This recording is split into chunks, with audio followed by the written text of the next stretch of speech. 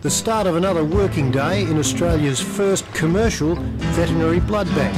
You walked into the party like you were walking onto a yacht.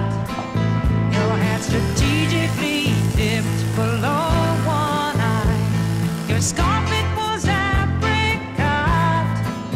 You had one eye in the mirror as These two are among a mob of superannuated harness horses who've swapped the adrenaline rush of the racetrack for the relatively relaxed pace of being blood plasma donors. you're so vain. You probably think this song is about you. You're so What we're actually doing is collecting plasma from our horses to make our product Equiplas, which we sell to vets throughout Australia and New Zealand, involving a process known as plasmapheresis, which is done every day in blood banks on people.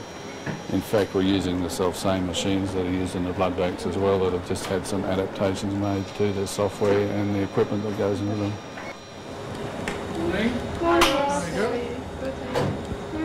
Who have we got today? Stella and Bella. Tom. He's been with us right from the start this way, 1996. That's a long time. Should be used to it by now.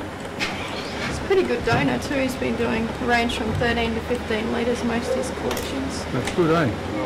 When people give plasma at the blood bank, they give about 750 mils, and that takes about 3/4 of an hour. So the machines are really operating at the same rate with these horses. It's just that we take a larger volume because they are a much bigger body weight than a human being. They're 8 to 10 times the size of the normal human.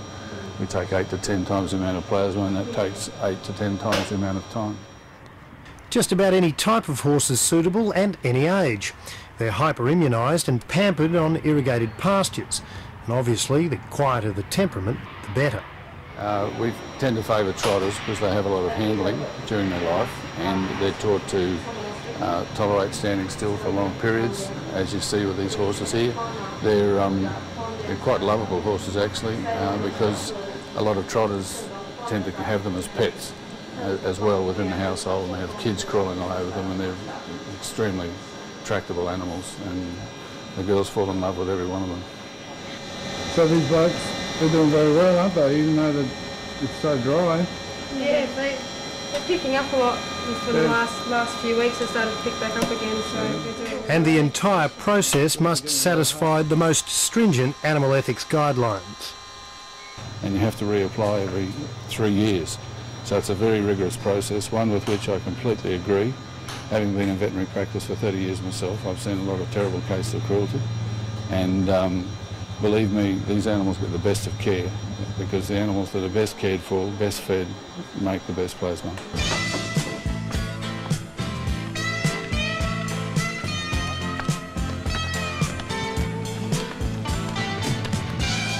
This is the equine equivalent of ER.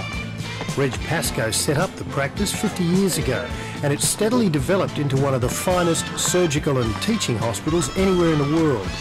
Quite simply, it's the best place to be if you're a horse off your oats, or in this case, a faltering day-old foal.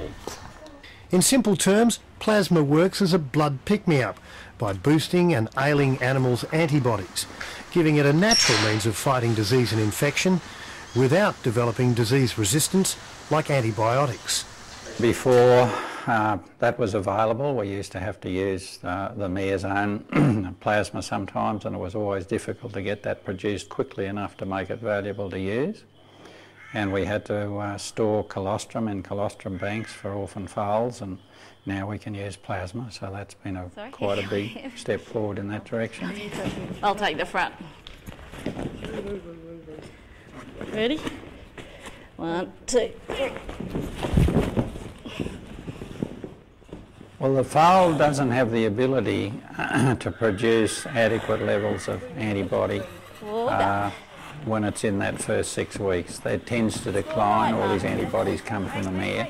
His own immune system hasn't kicked into gear yet, and consequently his immune levels are falling about the same time as he's starting to pick up rhodococcus off the pasture, because it's passed in horses dropping. And so he's getting loaded with rhodococcus and his immune system is probably not properly geared for it. So with immune plasma, if that's given usually between 10 and 14 days after birth, it does protect foals on high-risk farms. And because it's normally carried, the organism's carried in normal horses in their droppings, it's sometimes a very difficult thing to manage. What was the sort of mortality levels you were looking at? Well, on some farms we might have anything up to 25–30% of the foals affected, and out of that number we might lose 2 or 3 foals. And sometimes they can be quite catastrophic. A foal can look perfectly normal and literally be found dead in the paddock without any other warning. And it doesn't often happen. Usually the foals are noticed to be a little bit sick, and this is one of the advantages of our blood testing now. We can actually test their plasma for things like fibrinogen, and when the fibrinogen and the white cell level starts to rise in a foal that otherwise might look fairly normal, we get considerably worried because rhodococcus is the disease that we're going to be worried about mostly. And as we've seen, it works almost straight away. Well, the antibody is there the minute it gets into that vein, so that it is instantaneous, but, you know, with most biological things, it just takes that little bit of time. You know, we all wish that if we got a cold and could take something, we could be up and be normal in 5 minutes, but there is a little recuperative stage, and these foals have got to be carefully monitored. The bag of plasma used on this youngster would set you back about $300. It is expensive. I guess you'd have to say that the manufacturers probably don't think it's, you know, it's probably a difficult product to produce even at the level that they produce it at. And we appreciate the fact that it's an expensive product, and we can't sort of oversell it to our clients because of that, but we certainly allow our clients to make the choice that you can't be sure that plasma's the only thing the foal needs. All we know is that plasma helps every foal that gets it because it's supplying something that the foal could be deficient in. Okay. Come on, Bob. There you go. Head over to Mum. They used their first bag at this practice about 5 years ago. And I think the first year we might have used 3 or 4 bags and really wondered whether we'd overdone it or not. The beginning of this breeding season, I think we had 24 bags of plasma in the freezer because we believed that it was better to have too much than too little, and because it takes a little while to thaw out. Is it further sort of evidence of the maturing, if you like, of the industry that Australia is now looking at producing these kinds of things in a veterinary setting that we've seen? Oh, I think it's a wonderful thing that this is being produced in Australia, because all we've read about it is how it's produced overseas, and you know, you can't.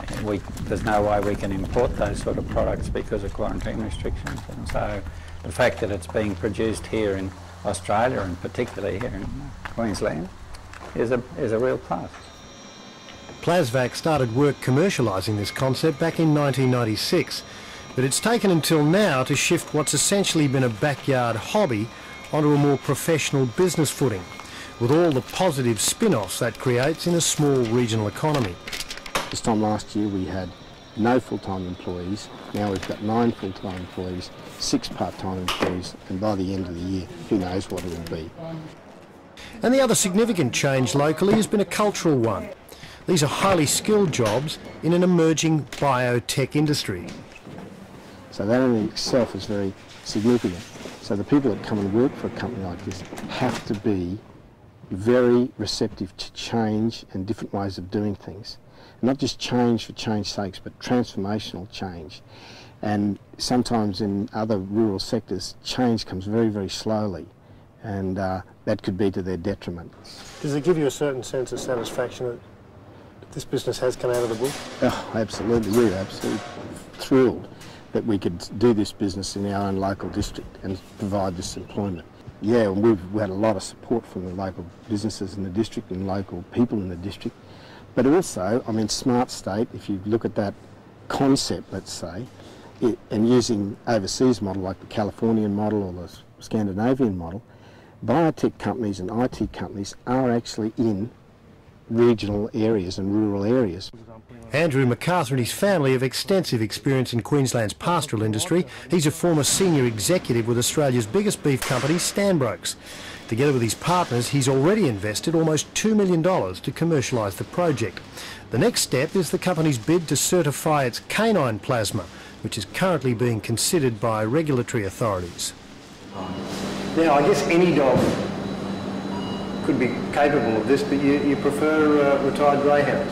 Well, there's two reasons for that. The blood groups we require have a much higher prevalence in the greyhound breed. And secondly, these are dogs that have been kennelled for a long time during their life. They're used to institution life, if you like. They are very quiet. They make lovely pets. They're very nice animals, actually. Our girls are falling in love with them more every day. They all get a minimum of 1 hour, but usually up to about 3 hours exercise a day in a big exercise yard running together, which is quite a lovely sight. And